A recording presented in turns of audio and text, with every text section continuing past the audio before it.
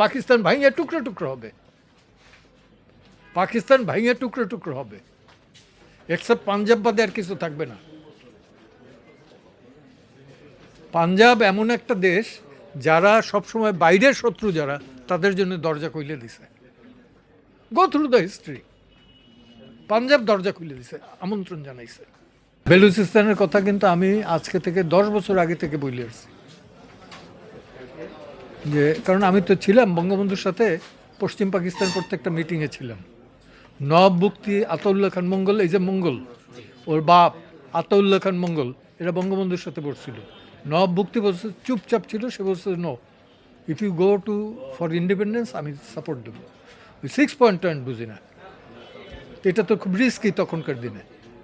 বঙ্গবন্ধু কোনো উচ্চবাচ্য কারণে নবাব মুফতি চলে যাওয়ার পরে আতাউল্লাহ খান বেঙ্গল বললো যে হ্যাঁ আমরা এটারে সাপোর্ট দেবো।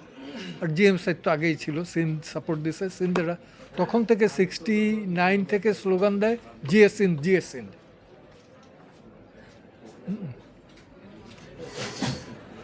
আর আমরা স্লোগান দিতাম তেরে নেকাত মেরে নেকাত ছে নেকাত ছে নেকাত, তোমার দফা আমার দফা 6 দফা 6 দফা।